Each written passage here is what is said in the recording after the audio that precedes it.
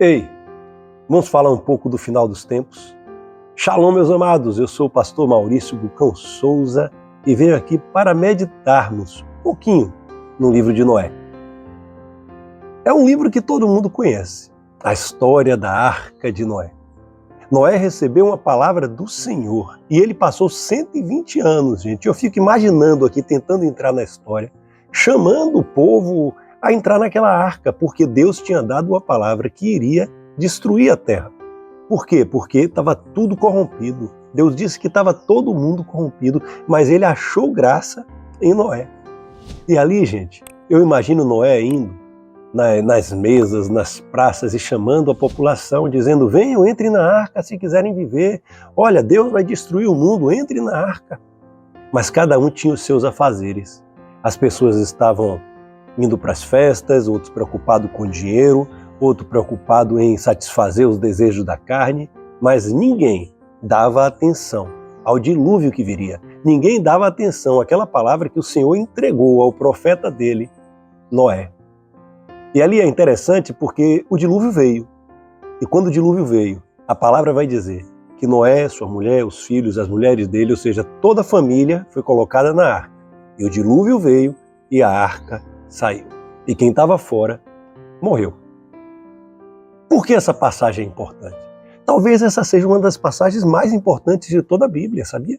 Porque é justamente essa passagem que Jesus vai usar em Mateus 24. Para quem não sabe, Mateus 24 é um livro do final dos tempos, escatológico, esse capítulo aí. Vai falar tanto para os gentios e a segunda parte vai falar para o povo de Israel. Mas Jesus, a característica principal da volta dele, por exemplo, o mundo está todo corrompido, mas ele não usa isso como característica principal. Haverão guerras, tudo bem, rumores de guerras, mas isso não é o principal. Ele compara com os dias de Noé, a apostasia, o esfriamento da fé. Esse é o principal ponto da vinda de Jesus Cristo, que está muito próximo. E eu até faço uma pergunta aqui para você. E aí, se Jesus voltar hoje, você está dentro da arca, protegido? Ou você está fora, cuidando apenas dos seus interesses? Porque Jesus vai dizer assim, ele vai usar essa mesma passagem que a gente meditou aqui um pouquinho, e ele vai dizer: será como nos dias de Noé. Mas ele não usa o exemplo da corrupção que estava ali, do mundo que estava todo corrupto. Não, ele vai usar o exemplo de coisas que parecem singelas, que aparentemente não são pecados, distrações. Ele vai dizer: as pessoas davam-se em casamento, as pessoas iam para a festa, as pessoas não estavam nem aí com a palavra de Deus mais, as pessoas estavam tão distraídas nesse mundo. Será assim como nos dias de Noé. E aí ele vai continuar ainda mais forte, ele vai dizer: 2 estarão no campo, um será levado e um será deixado. E eu posso acrescentar aqui qualquer coisa: 2 estarão na cama, um será levado, outro será deixado. 2 estarão dentro da igreja, um será levado e o outro será deixado.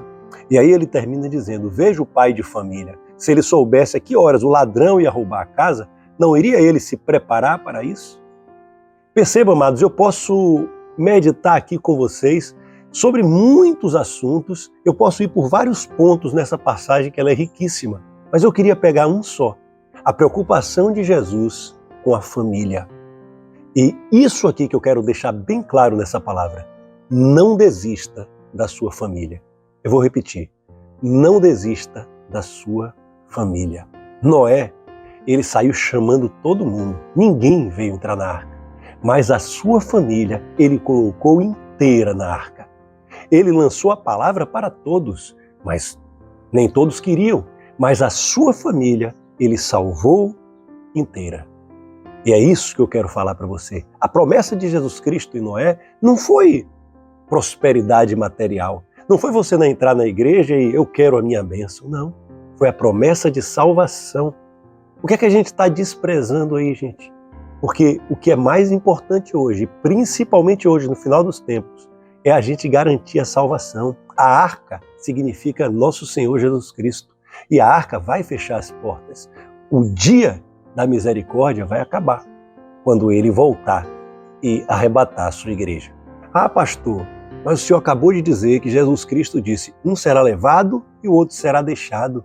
Então não tem como, às vezes é a minha esposa ou o meu marido, ou aquele meu irmão que me persegue, minha irmã que me persegue, aquele parente que persegue porque eu sou de Jesus Cristo. Ele não vai saber de Jesus, ele não quer saber, então vai acontecer isso, eu vou subir, ele vai ficar. Mas também está escrito que tudo que a gente pedir em oração, ele dará. Também está escrito que se a gente crê, nada é impossível. Então, amados, não importa quem vai subir ou quem vai permanecer aqui, não importa quem vai subir ou quem vai para o inferno, enquanto a gente tem fôlego de vida, a gente tem que lutar para a nossa família inteira entrar na arca junto com a gente. Por quê? Olhe bem, teve uma passagem que vocês devem conhecer, que Paulo e Silas, eles foram presos.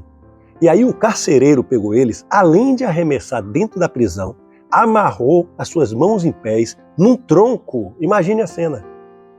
Aí eu pergunto, algum de vocês está passando uma situação pior do que essa?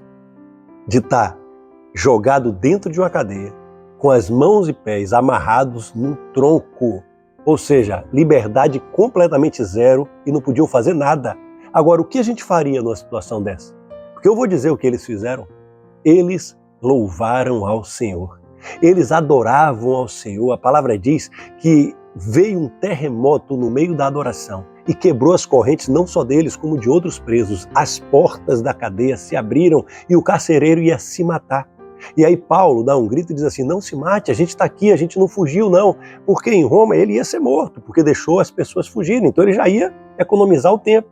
E aí, gente, ele leva Paulo, e aí, como isso aconteceu? A palavra vai dizer que veio luz, e quando veio luz ele viu Paulo, e ali ele levou Paulo e Silas para a casa dele, tratou as feridas dele, limpou as feridas de Paulo e de Silas, e perguntou como seria salvo. E Paulo olhou para ele e disse, arrependa-se e creia no Senhor Jesus Cristo, e você, vou repetir, e você e toda a sua casa será salva. É óbvio que o importante aqui é você ler os versículos posteriores, que vai dizer que todos receberam a palavra de Deus e foram batizados. Não é assim quando a gente recebe Jesus, nossa casa inteira será salva, mas essa é uma decisão nossa também. Por quê? Porque a gente que recebeu Jesus Cristo vai olhar para a gente e vai querer salvar a nossa família. Não desista da nossa família. Olhe bem, gente, Paulo estava adorando. Você sabe qual é o problema? É que a gente reclama de onde quer que a gente esteja. Se a gente está numa situação que a gente não gosta, se a gente está num lugar onde a gente está passando dificuldades, se vem uma doença na nossa casa, a gente não adora mais, a gente resmunga. Ou seja, Deus só serve quando Ele é um garçom que nos serve. Mas se a gente está passando dificuldades, agora a gente não adora?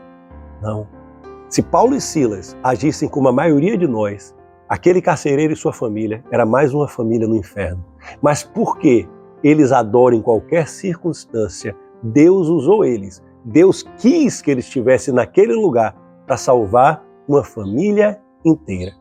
Se um carcereiro e toda a sua família, que não eram cristãos, foram salvas, que Jesus Cristo pode fazer com sua família? Não desista da sua família. Em outro momento, Jesus Cristo atravessou o mar e ele foi expulsar os demônios daquele gadareno e mandou para uma legião de porcos. E aquele gadareno, uma vez demoniado, mas agora estava livre, falou assim, deixe-me segui-lo. Vocês percebem o que é isso? Deixe-me segui-lo. E Jesus Cristo não. Vá primeiro para sua casa e sua família, pregue lá. Jesus Cristo estava dizendo, você já me segue, você já me serve, você já tem um coração em mim, não precisa andar comigo não, primeiro vá para a sua casa. Foi tão impactante que na próxima vez que Jesus voltou para aquela região de Decápolis, tinham 4.000 homens que ele fez a multiplicação dos pães e dos peixes, a segunda multiplicação, fora mulheres e crianças. Aí eu te pergunto, quem evangelizou essas 10.000 pessoas? Esse ex-endemoniado. Por quê? Porque ele deu preferência à sua família. Sabe, tem uma palavra no Antigo Testamento que sempre quando Deus falava de igreja, ele falava família, ele usava a palavra carral. No Novo Testamento, a Igreja Católica mudou para a eclésia ou eclesia, que é o templo de pedras, mas Jesus nunca usou a palavra eclesia. Ele continuou usando a palavra carral e poucos sabem disso. Quando ele vira para Pedro e diz assim, Pedro, quando ele tem a revelação, ele fala, tu és o Cristo, o Filho de Deus. Jesus Cristo vira para Pedro e fala assim, e tu és Pedro. E sobre esta pedra, isso ele bate no peito dele, Jesus Cristo. Ele fala sobre ele é a rocha principal. Tu és Pedro e sobre mim eu edificarei a minha igreja. Só que essa igreja aí é Carral. O que Jesus Cristo está dizendo, tu és Pedro e sobre essa pedra eu edificarei a minha Carral, a minha família. A ideia de igreja de Jesus é família. Ele quer que toda a sua família seja salva. Não desista da sua família. Ah, mas aquela pessoa me persegue. Olha, eles não aceitam nem o meu chamado. Ore mais ainda por ele. Porque por amor a Jesus Cristo que habita em você, Jesus Cristo pode salvar toda a sua família. Vocês sabiam disso? Isaac, quando nasceu, tinha uma promessa sobre Abraão. Deus era amigo de Abraão, vocês sabem disso. E aí, quando Isaac nasceu e Isaac cresceu, ele não tinha falado com Deus ainda. E quando Deus ele vai aparecer para Isaac, olhe bem o que eu estou falando aqui agora. Quando Deus vai aparecer para Isaac, ele não era o Deus de Isaac. E por que Deus modifica a vida de Isaac? Vocês vão saber agora. Deus vai dizer assim, ó, eu sou o Deus de seu pai. Observem, eu sou o Deus de seu pai, Abraão. E por amor a ele, eu prosperarei você e farei você prosperar em tudo que faça, por amor a meu servo Abraão. O que é que você está pedindo aí pela sua família? Você acha que Deus não vai converter? Se essa palavra falou no seu coração, compartilhe com um amigo para salvar também a família dele. Deus abençoe e Jesus Cristo está voltando. Até a próxima palavra, em nome de Jesus.